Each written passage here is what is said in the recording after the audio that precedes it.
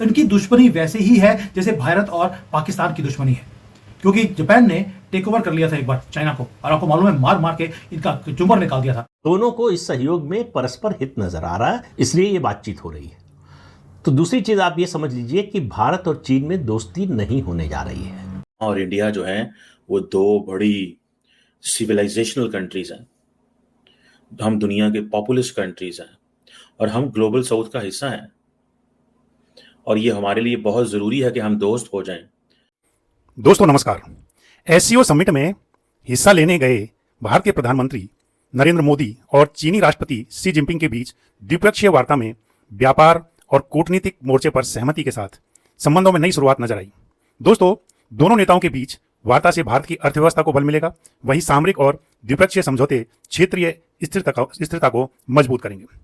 दोस्तों, कमेंट करके बताना है, दोनों देशों के सामने अमेरिकी टैरिफ से पैदा हुई चुनौतियों पर दोनों देश के नेताओं के जो बीच आपसी संबंध बढ़ते दिख रहे हैं।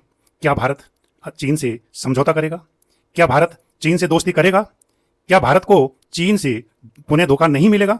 आप अपने कमेंट वीडियो के बाद जरूर करें और देखिए अब ये वीडियो। वो जो घाव है वो चाइना भूल नहीं सकता। मोदी जी चाइना जाने से पहले जापान जाते हैं, वहां पर जाकर डील किसकी करते हैं? सेमीकंडक्टर की। यानी कि चाइना की जो दुखती रग है वो सेमीकंडक्टर है, हमने उनके साथ डील कर लिया। रोबोटिक्स है, एआई है, डिफेंस है, हमने कोई चीज छोड़ा ही नहीं। ऊपर से इन्वेस्टमेंट्स को भी हमने भारत के अंदर ले आए। यानी कि हमने वहां पर खड़े होकर दो चीजें बोली। एक तो चाइना को मैसेज दे दिया और अमेरिका को भी मैसेज दे दिया कि मेरे पास चॉइसेस हैं। ये वो कंट्री है जो तुम्हारे पास, तुम इनको भीख मांग रहे हो डोनाल्ड ट्रंप कि किसी तरीके से जापानीज अमेरिका में इन्वेस्ट कर दे। उन्होंने भारत को चूज किया, अमेरिका को चूज नहीं किया। बहुत बड़ा सिंबल था both to China and to America. उसके बाद आते हैं चाइना के अंदर एंट्री आती है। अब चाइना में आप सोच के देखिए 3000 जर्नलिस्ट हैं यहाँ पर तियानजिन में। पूरा एक बड़ा हॉल उनके लिए तैयार किया गया है। 3000 इतने तो यूनाइटेड नेशंस की मीटिंग में नहीं होते जितने चाइना की मीटिंग में है। अब ऐसा क्यों है? दुनिया की नजरें इस बार की एससीओ की मीटिंग पे क्यों है? क्योंकि 3 धुरंधर इकट्ठे हो रहे हैं। 15-20 कंट्रीज है वहां पर, कुछ गली के कुत्ते भी हैं जो वहां पर आए हुए हैं फ्री का खाना खाने के लिए। लेकिन वहां पर जो 3 धुरंधर हैं, मोदी, शी एंड पुतिन, तीनों की मीटिंग्स आपने वो वीडियोस देखी हैं जहां पर हंसते हुए वो एक दूसरे को मिल रहे हैं। वो फूड ऑप्स हैं। लेकिन आप देखिए वहां पर डायनामिक्स कैसे हैं, वो गर्म जोशी कैसी है। यानी कि कहीं ना कहीं बर्फ पिघलती हुई आपको दिखाई देती है। लेकिन यहां पर आपको लगेगा कि मोदी जी ने हिंदी चीनी बाय बाय शुरू कर दिया। बिल्कुल भी नहीं। मोदी जी बहुत स्लो चलते हैं, ठंडी करके खाते हैं, ये हमने सुना होगा।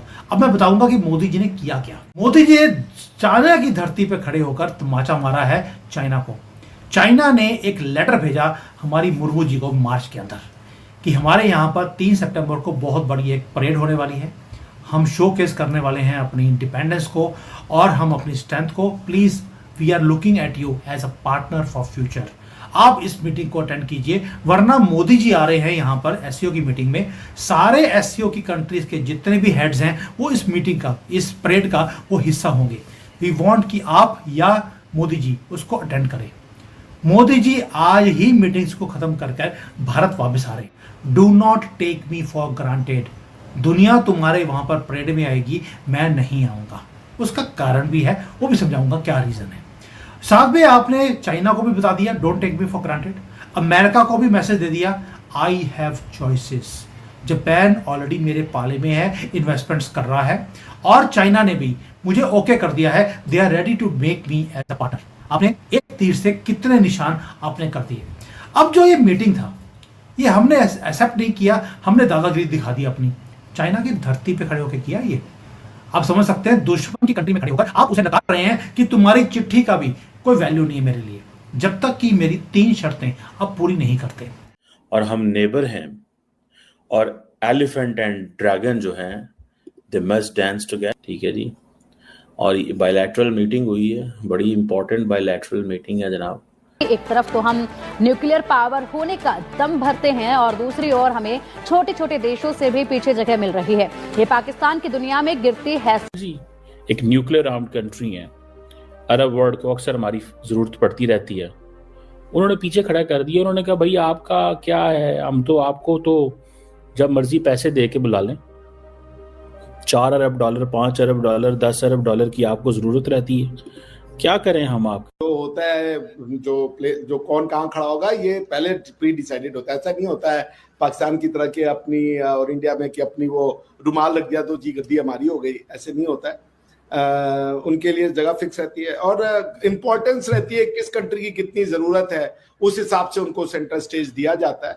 ऑफ कोर्स पाकिस्तान की तो देखिए आपको भी पता है, आपको भी जरूरत नहीं है, किसी दुनिया को भी जरूरत नहीं है।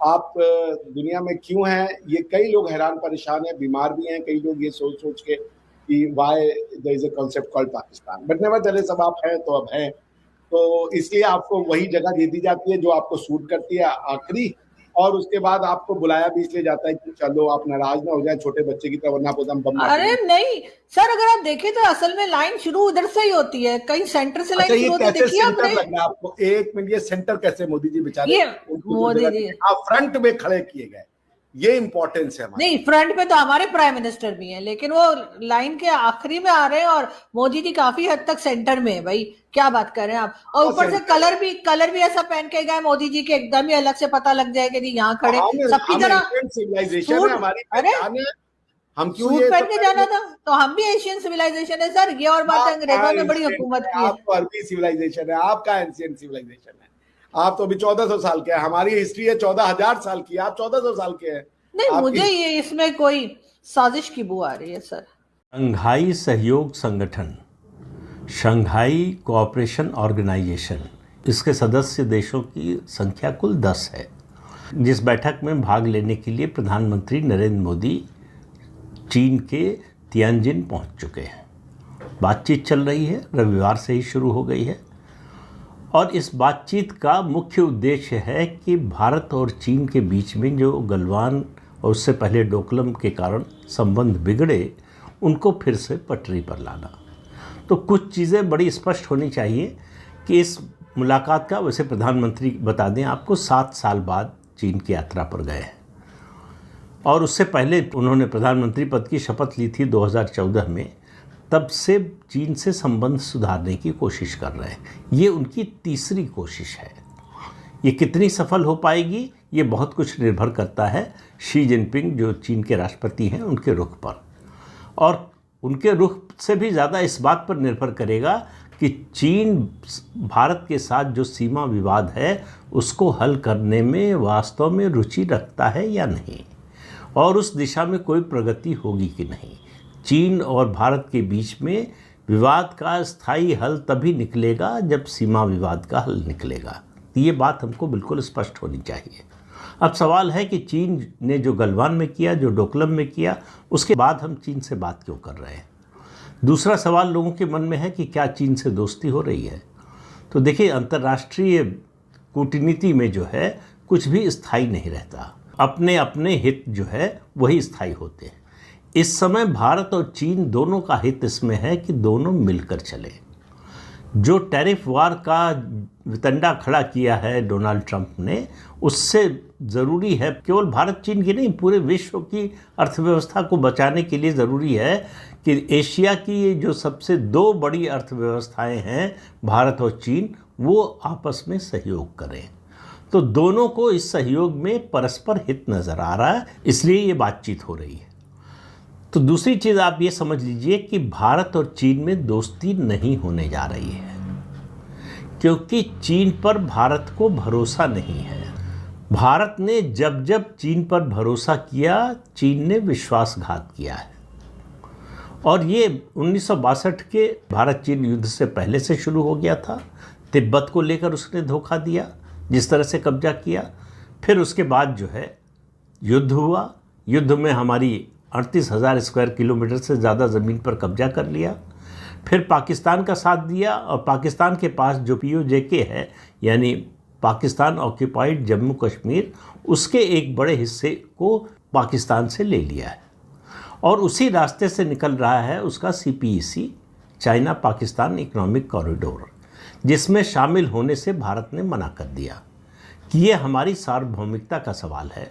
आप हमारी ज़मीन पर, जिसे हम मानते हैं हमारी है और हमारी है भी, कश्मीर का वो हिस्सा जिस पर पाकिस्तान ने जबरन चोरी से कब्जा कर रखा है, उस हिस्से पर आप जो है कोई प्रोजेक्ट बना रहे हैं और उसमें हम आपके भागीदार बन जाएं बिना हमारी मर्जी के, कैसे हो सकता है?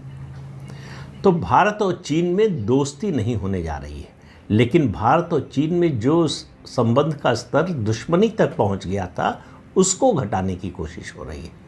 ये सारी एक्सरसाइज उसी के लिए है कि दोनों देशों के बीच में हॉस्टिलिटी को जितना कम किया जा सके, और उसका पहला कदम होगा सीमा पर जो फौजें खड़ी हैं उनका डिसएंगेजमेंट। अब इस प्रोसेस को चीन कितनी तेज़ी से चलाता है उससे उसकी मंशा पता चलेगी। सीमा विवाद की जो समस्या है वो इतनी आसानी से हल होने वाली नहीं है। चीन जिस तरह से बात करता है वो कहता है कि अगर आज हल नहीं हो पाया तो हमारी अगली पीढ़ी हल करेगी इसको। तो वो कोई जल्दी में नहीं है, वो कोई शर्त मानने को तैयार नहीं है। उनकी एक पहली शर्त जो है कि हम डूरंड रेखा को नहीं मानते। डूरंड रेखा जो है अंग्रेज़ों ने तय की थी और उनका मानना है कि अंग्रेज़ों ने नक्शे पर लाइन खींच दी थी और उसको जो है दोनों देशों के बीच की सीमा बना दिया। आज उसी डूरंड रेखा को हम लाइन ऑफ एक्चुअल कंट्रोल कहते हैं।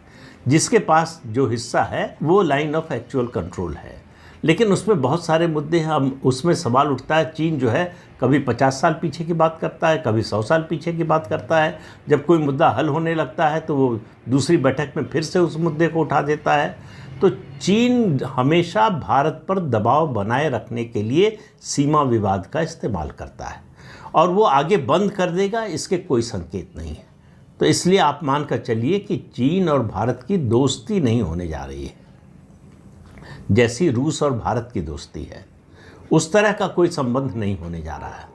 लेकिन अगर इन दो बड़े देशों के बीच में, दो बड़ी अर्थव्यवस्थाओं के बीच में और उसके अलावा सैन्य रूप से इतने ताकतवर देशों के बीच में अगर संबंध सामान्य करने की दिशा में कदम उठाए जाते हैं तो उसका केवल इन दो देशों पर नहीं पूरे विश्व समुदाय पर असर पड़ेगा।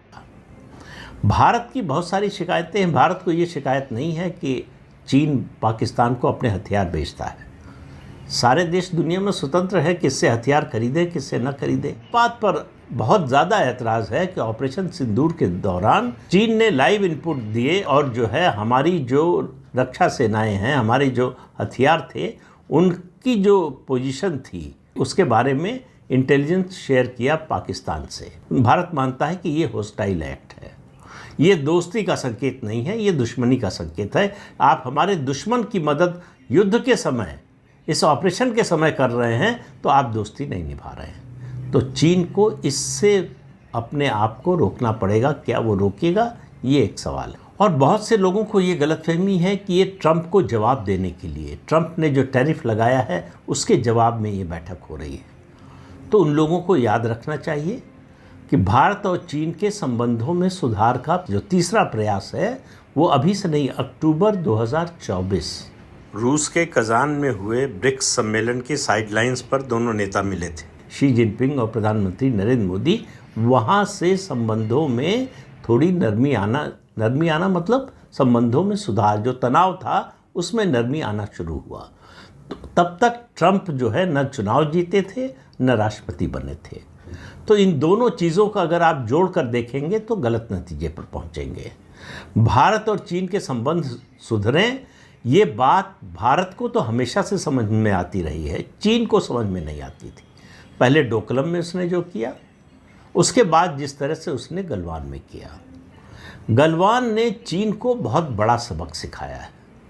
ये पहली बार हुआ भारत चीन के संबंध में, और ख़ास तौर से बात करें 1962 के युद्ध के बाद की फौजें सीमा पर आमने सामने खड़ी रहीं, eyeball to eyeball confrontation में।